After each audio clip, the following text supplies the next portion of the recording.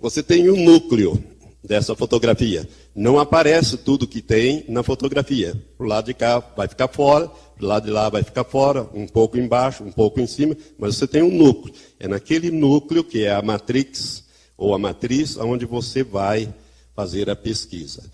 Tudo que diz respeito a esta pessoa, você vai encontrar nessa matriz, ou nessa matrix. A pesquisa ela é feita em formas de palavras cruzadas, ou seja, você vai procurar o que você quiser na vertical, na horizontal ou na diagonal. Tanto assim como assim. Você vai procurar desta maneira como se faz em palavras cruzadas. Eu já falei isso da busca da palavra-chave, o computador pesquisa de frente para trás, trás para frente, antes de passar para o salto da letra seguinte. Criptografia. Antes de mostrarmos os quadros, gostaria de falar sobre esta ciência. A criptografia é uma ciência. Ela começou a desenvolver-se na Primeira Guerra Mundial e aperfeiçoou-se ao longo do tempo. Já na Segunda Guerra nós já tivemos aquele famoso... Os cientistas poloneses decifraram o código Enigma e até fizeram um filme sobre isso, muito interessante de ver. O filme chama Enigma, que mostra os cientistas, o esforço deles para decifrar o código usado pelos alemães para fazer a guerra, a Segunda Guerra Mundial. E então os generais dos aliados sabiam de antemão o que é que quando um general lá ou um comandante submarino recebia uma mensagem, ela vinha criptografada, mas eles sabiam decifrar e antecipavam-se aquilo. O que é a criptografia? É uma ciência que tem como finalidade cifrar ou decifrar mensagens em um texto aberto e que faça sentido. Por exemplo, esse texto em inglês. O texto em português é este. Eu vou passar primeiro a tradução em português.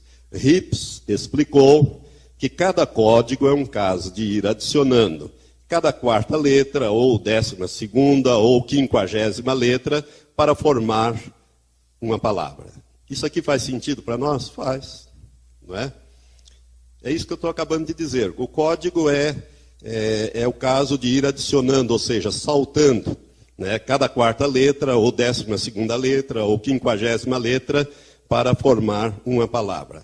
Em inglês, se você assinalar a primeira letra e saltar 3, assinalar a quarta, saltar mais 3, assinalar a quarta, você vai assinalando, então, você encontra a mensagem, read the code, ou leia o código. Aqui o salto é de 3 letras. Se você fizer isso em português, não vai dar certo. O código é só em hebraico. É só em hebraico. Isso funciona só em hebraico. E o hebraico bíblico. O hebraico do texto masorético. Certo? Não adianta ser diferente. Você perde o código. Então, aqui tem um exemplo de salto de letras. Ou seja, num texto que seria isto aqui em português, né, escrito em inglês, você se marcar a primeira, saltar 3, marcar a quarta e ir saltando, você vai ter esta frase ou esta indicação, leia o código. Por exemplo, eu quero dar uma mensagem, então eu, para um general, sou um comandante, digo, olha, leia o código com salto de 37 letras a partir do primeiro G que você encontrar. Num texto aberto. Quem lê aquilo lá não vai saber o que eu estou falando.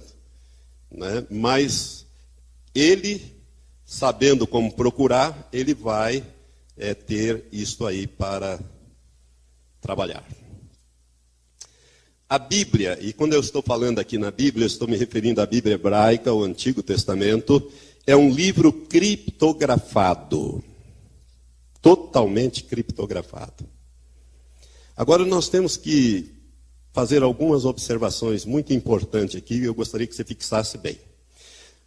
Nós devemos observar, irmãos, que o código da Bíblia não revela ensino teológico novo.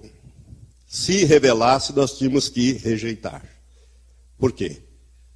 Porque a Bíblia está completa. Ela tem um Apocalipse, né? Gênesis e Apocalipse está completo. Qualquer ensino novo, qualquer teologia nova, teria que ser rejeitada ou rejeitar o código da Bíblia.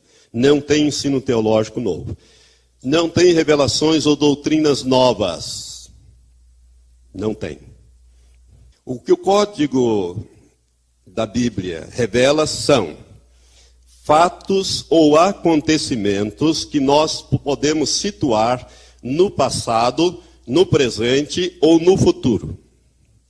Mas somente fatos ou acontecimentos. Ela não revela doutrina, ensino, nem nada de teologia.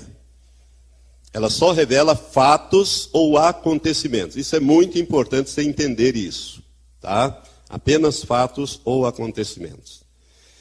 Acaso randômico, uma moeda viciada. Tem que explicar isso aqui para você pegar bem o sentido de código da Bíblia.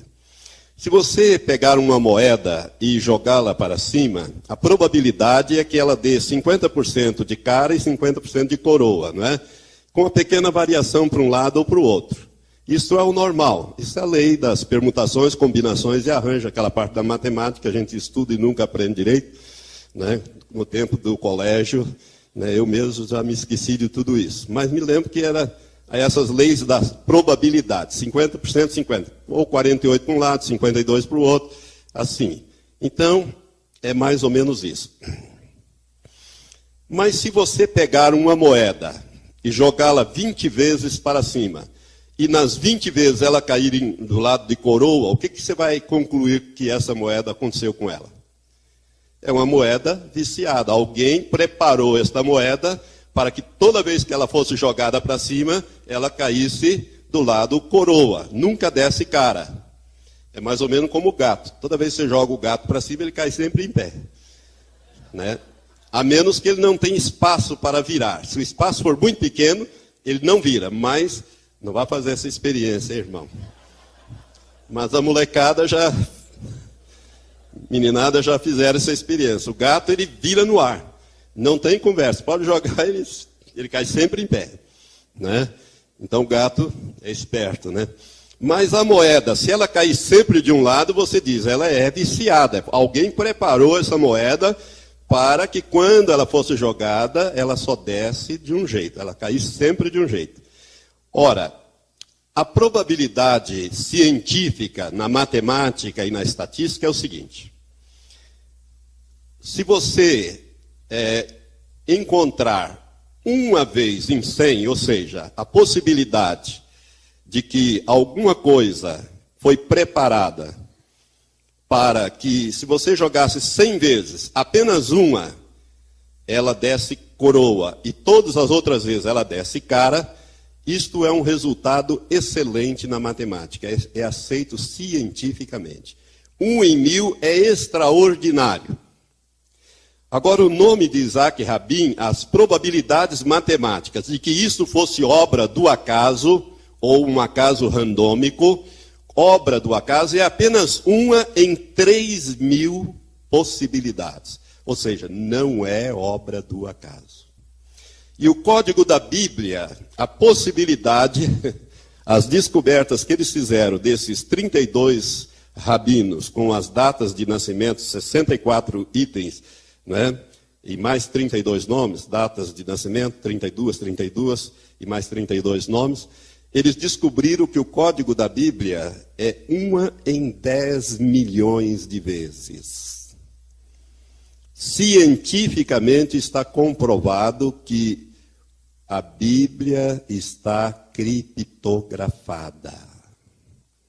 Ou seja, isto não é um acaso, não é randômico, alguém fez e fez de uma maneira que é científico, que é impossível você dizer, isto é obra do acaso. Obra do acaso é aquilo que eu disse para vocês, 50%, 50%, 48%, 40%, 60%, isso aí seria dentro do acaso. Mas 1 em 10 milhões, é como se você jogasse uma moeda 10 milhões de vezes e em 9.999 vezes ela cair só de um lado.